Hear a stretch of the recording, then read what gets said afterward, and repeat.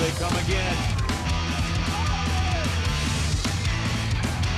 Space. That shot! And City takes a 3-2 lead. Unbelievable! Out wide if she can find her. Great job to play in Ella Offer. Offer a right-footed ball across. Romine arriving at the far post. It's 2-1. Detroit City FC. Happy Wednesday, folks. The Ducks decided to wake me up and tell me that it's time for the Musings. So, life out here in the hacienda out here in Fenton. So, we're doing the Musings, kind of a Jagermeister Cup preview as the competition begins in earnest this week. Detroit City FC taking on the Pittsburgh Riverhounds, 4 o'clock this Saturday on ESPN Plus, WKBD CW50 or CW Detroit 50 and CBSDetroit.com for all the action at Keyworth Stadium. And of course, a familiar opponent for Detroit City FC in the competition. Detroit City's group consists of Pittsburgh, Rhode Island FC, in which we beat last Saturday at Keyworth Stadium. I'm still... And speaking of Ducks, we ran into Pato Batelofaz. An interview you can see on the last episode of After Hours. So catch that.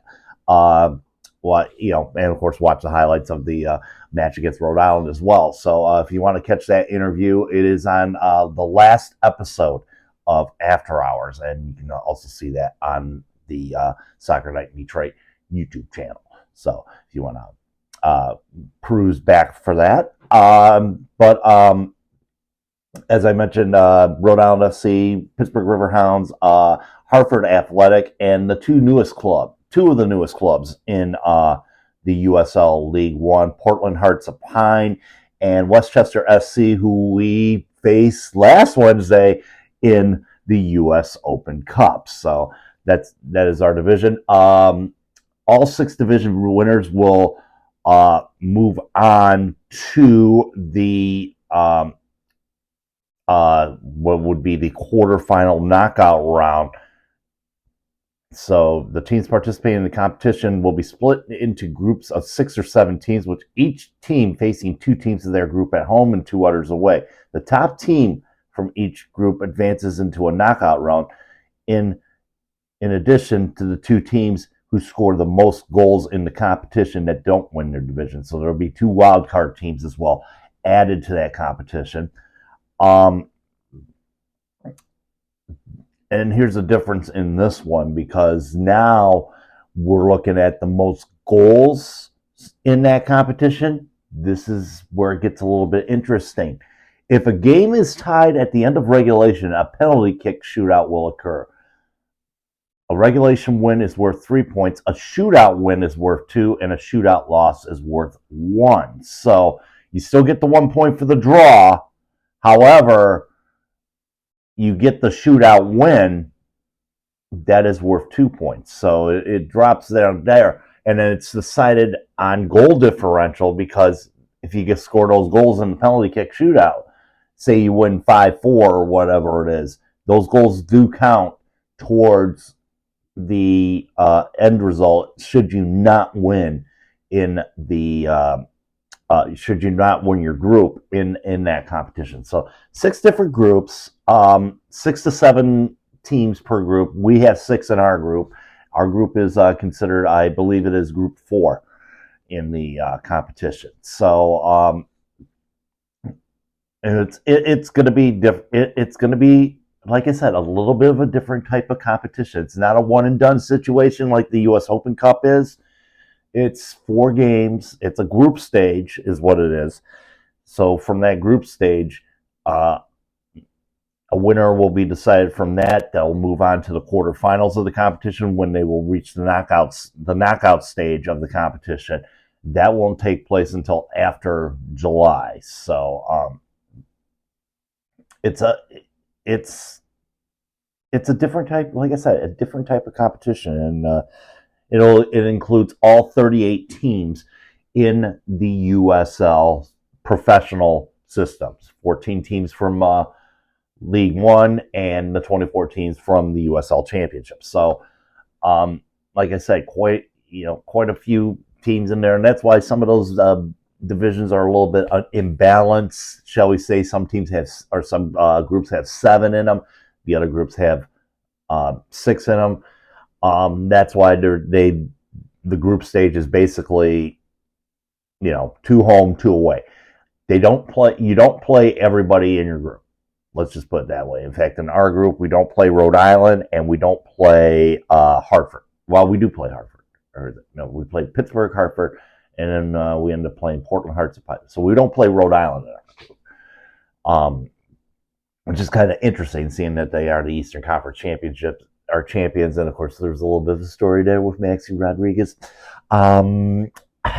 I'm going to reserve my opinions to myself as far as that goes. I did run into Maxi, though.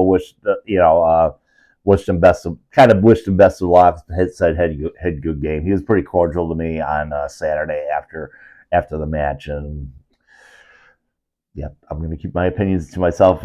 Let's just say kudos to the Northern Guard for their creativity on Saturday at Keyworth Stadium. Let's just say that to keep it, keep it peace or not. I would keep it 100 around here. Great job by the Northern Guard on Saturday. You guys never ever disappoint. Never ever disappoint when it comes to that. Great banter, by the way. Needless to say, I mean, going back off that segue, Rhode Island's the only team we do not play in the competition this year, as far as that goes. So, 4 games. First of these 4 games happen this Saturday, and every game will be taking place within the next. So there was 1 in April, 1 in May, 1 in June, and 1 in July. So the last matchup will take place in July. That is against Westchester SC at Keyworth Stadium, and they are designated weeks. And then after that will be your quarterfinal, your semifinal or quarterfinal. I don't know how they're going to do that with the schedule. If they're going to do that midweek, kind of U.S. Open Cup style or whatever that is. We'll have those as it comes along. Should we qualify for moving on? Should we qualify to move on in the competition? So, but first things first, those 4 games, they'll be taking place in the next 4 months. Last weekend of the month will be those competitions, and they set aside weekends as far as that goes. So should be fun as far as competition goes in the USL champion. In the USL, not just the USL Championship. It's also League One as well, so should be fun. Speaking of Saturday, what do you say about Darren Smith? Oh my goodness, another team of the week, another player of the week. This guy's been amazing, folks. I tell you what, I did this last year. And I know it's unfair to say. It's unfair to have him being compared to somebody. But okay, the soccer media in the United States wants everything to be all end all Lionel Messi, because he is the savior of MLS. Everybody pulled in to get with him, and everybody pulled in to get him into Inter Miami and all that stuff, so he can save soccer in the United States. I do the Messi comparison. I did that last year with one Nick Marcanic of the Charleston Battery. Nick Marcanic ended up being the top goal scorer in USL Championship. He has since moved on to CD Castellon in Spain, but he was the top scorer in the USL Championship last year, probably the top scorer in all leagues in the United States, all professional leagues in the United States, by the way. And I did the comparisons with him and Messi. He had more goals than Messi last year, and Messi's the so-called god of soccer in the United States right now, allegedly. There's an Israeli that plays for the Philadelphia Union that has more goals than him right now. If I look up MLS goal scorers right now, and let's go with all competitions, team stat or player stat, or I was going to say player stats. Ty Baribo has 7 goals right now. He plays for Philadelphia Union. He has more goals than Messi. Messi has 3 in that competition right now. Ty Baribo has just as many goals in MLS as Darren Smith has in all competitions so far. Darren Smith has 6 goals right now. In the USL Championship, right now we'll look at the goal scorers in the USL Championship. Darren Smith with 6. Abdi Abukura with 6 as well. They've been tearing it up. Cal Jennings is there with 5 for Charleston Battery. That's your battle for the Golden Boot right now. In league competition right now, Lionel Messi has 3 goals. And yes, I said Lionel Messi instead of Lionel Messi. Fact is, there is other talent out there besides Lionel Messi. You know, it's not the end-all be. They just packed, or they didn't pack First Energy Field. Saturday, the Columbus Crew came from Columbus to play a pseudo home game at First Energy Stadium against Messi and Air Miami. About a month ago, Chicago Fire packed Soldier Field. That's technically their home stadium. We're not playing in their home stadium, by the way, in a couple weeks. By the way, I am going to Chicago for that trip, so we'll stay tuned. We'll get coverage of everything and all that fun stuff as the weeks go on. But in Chicago, they played at Soldier Field, another 60,000 there. Grant you, 60,000 at Chicago Field. I think that's the capacity at that stadium now since they turned that into a spaceship. But regardless, all right, they're saying the Messi effect. Grant you, okay, he's one of the top goal scorers. I grew up in an era where my GOAT is Pele. My GOAT is Pele. I grew up in that area. That man could play ball. And it's not a Brazil-Argentina thing. That man could play ball. That man united the world in sport. Regardless of his exploits with Brazil on the World Cup side, regardless of his exploits with the New York Cosmos, by the way, which the Cosmos would come back. If it was Pele that brought me into watching and participating in soccer, and he will always be the GOAT to me. Kind of like how, when you figure, okay, Gordie Howe will always be the GOAT next to Wayne Gretzky, in my opinion. That's my opinion as far as that goes. But if it wasn't for Pele, we wouldn't have known of this. I wouldn't have known of this sport. Much of this generation, Messi and Ronaldo, and there was Carlos Valderrama back in the day, Franz Beckenbauer back in the day. I know about that '94 team of the World Cup. Players like Landon Donovan and Eric Winalda, certain player which I will not name. I mean, I don't think Tim Howard was part of that 80 or 94 team. But, there's other names out there in soccer. The thing is, okay, grant you, Messi is one of the greatest players of this generation. Not of all time, this generation.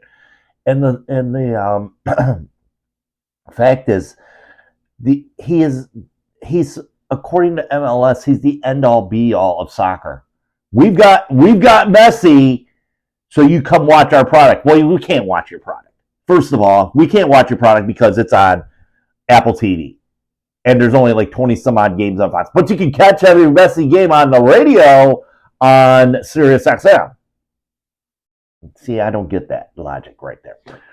USL is the most accessible, most affordable, most affordable, shall we say, product out there in the United States.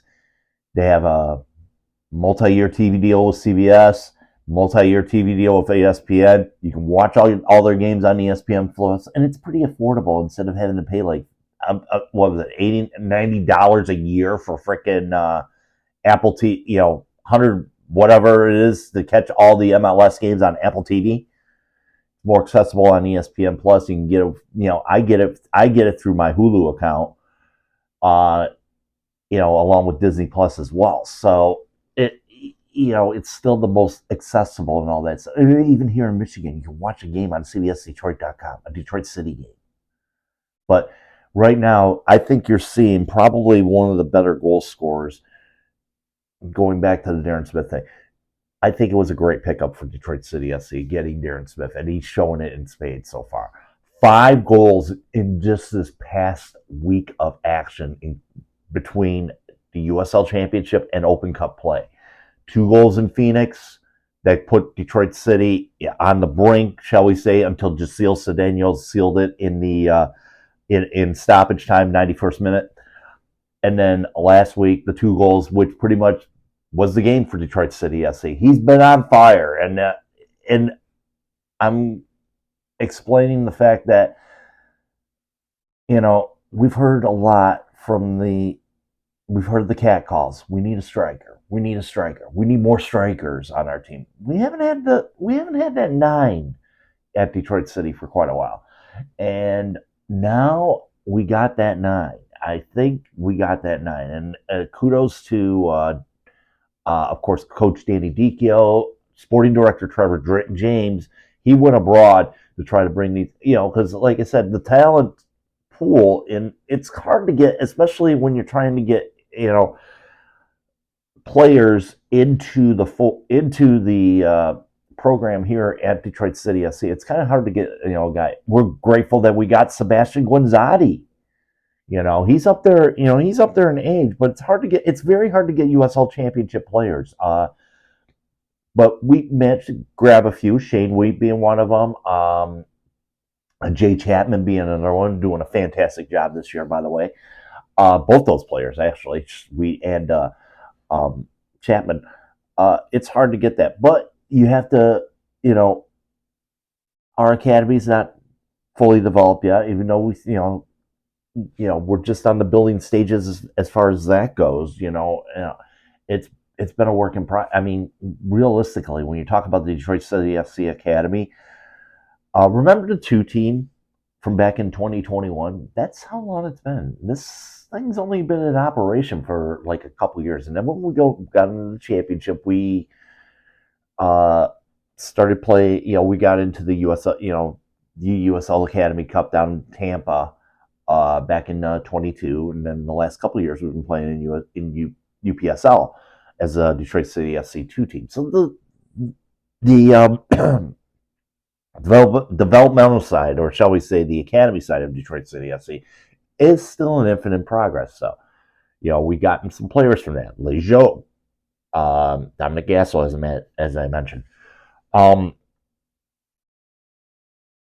But sometimes you have to go beyond the American landscape to get talent. Examples: Marcelo Polisi from Canada, Darren Smith from South Africa, who played in the Finnish league.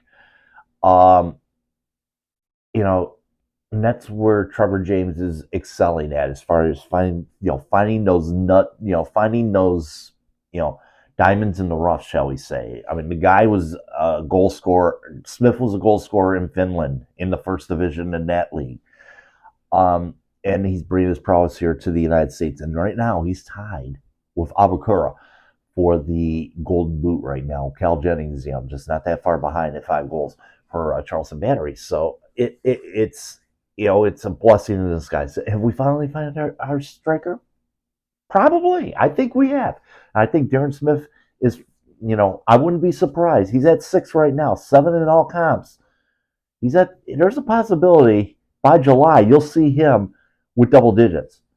And, I'm not saying he's going to be like Nick Marcanic. I mean, love him, great player and all that stuff. Can it happen? It might happen. You never know. I mean, it's a different animal out there, but I'm thinking that he's probably going to be up there as far as one of the players to watch. And we got the blessing that he's going to be here for the next, this season and the next season. And we're grateful to have him in, wearing the rouge and gold right now. And I'll tell you what, he's been a huge part of our success so far this year. I'm not going to break down shall we say, we won't do our 10. We got like 3 more games left before we decide to do our breakdown because we're breaking it down in 10s. But right now, Detroit City SC sitting in a pretty good position right now. 3rd place in the conference. The only reason why we're in 3rd is because we lost to Lou City down the road. But, I mean, you look at the table right now in the championship. 14 points. Only 4 points behind Abukura and Loudoun United, despite all the troubles. If you watched the USL show last night, they explained it more about what's going on down in Loudoun. Plus, there's an article in The Athletic describing what's been going on in Loudoun off the field, not necessarily on the pitch. On the pitch, they've been fantastic. 18 points through 7 games, 6-0-1. The only loss, I believe, was to Louisville, I want to say. Let's go back there. Matches as far as Loudoun goes. And they did lose to Louisville in Open Cup, but yep, their only loss was to Louisville at Lynn Family Stadium. And of course, we all know that Lynn Family Stadium is a tough place to play. As example, when we went there. So yeah, that was the only loss that Loudoun had was at Lynn Family Stadium. So, needless to say, this is a team, like I said, this is a team to watch out for. But then again, we'll see what happens as far as the season. We'll see how the season plays out. It may end up being us in Detroit, Louisville, towards the end. But they've been playing outstanding ball. Charleston Battery's still up there, with 12 points. So they're going to be a factor. Pittsburgh Riverhounds, we play on Saturday, 7 points in the table right now, sitting in the 6th spot. Miami FC.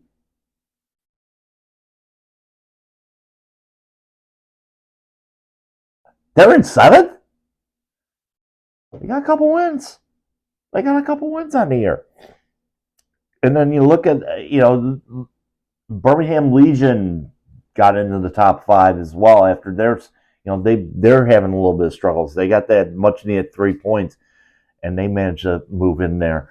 Tied with Indy 11 right now in points. And of course, Rhode Island, who we beat, is now in the 10th spot. Hartford Athletic with 3 points. And God, what has happened to the Tampa Bay Rowdies?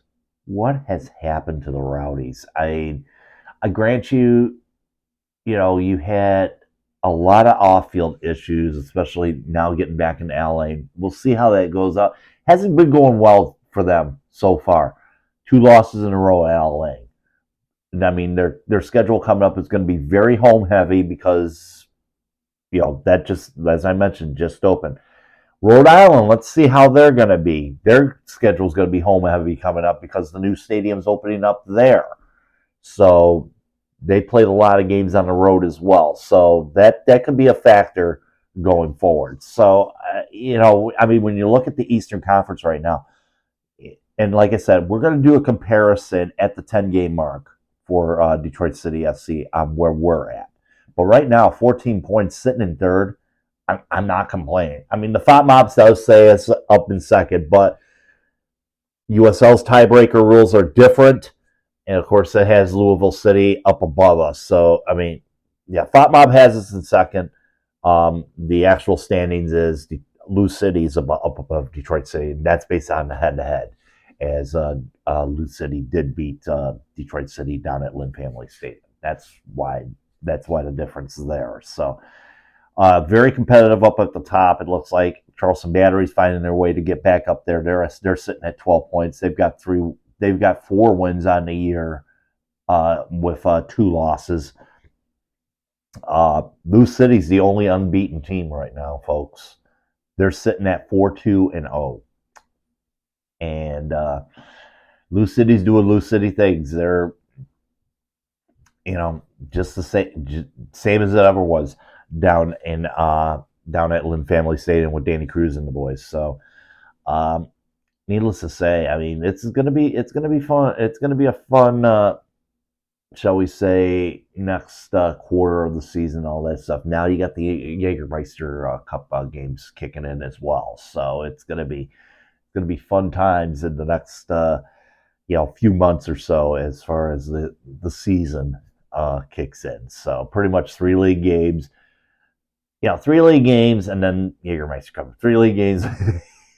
You get the idea. There are 2 games though going on tonight in the USL Championship. Before I leave you tonight, let's take a look at that. Let's see here. Matches. All right, I'll cancel that. 2 matches in the championship tonight. San Antonio FC taking on Colorado Springs Switchbacks. San Antonio's been struggling as of late. Lost 2 games in a row. One to Phoenix Rising, the other one to the Miami FC. So not good times there in San Antonio. They're playing at Toyota Field tonight. That game you can see on CBS Sports Network. They're taking on Colorado.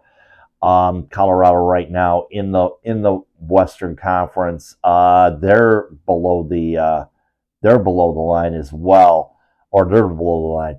But it's very tight for that.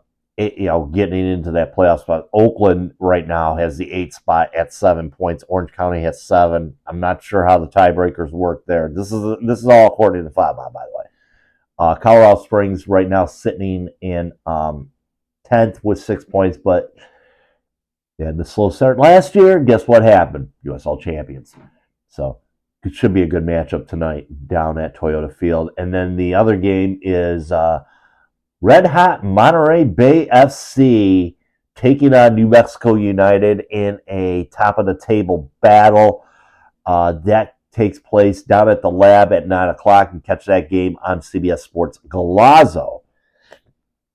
So a full night of Western Conference football going on before we head into the Cup weekend. So lots of good stuff. Let's see, going forward there. So Saturday, we'll join you from our usual spot over at Keyworth Stadium for Pittsburgh taking on Detroit City FC in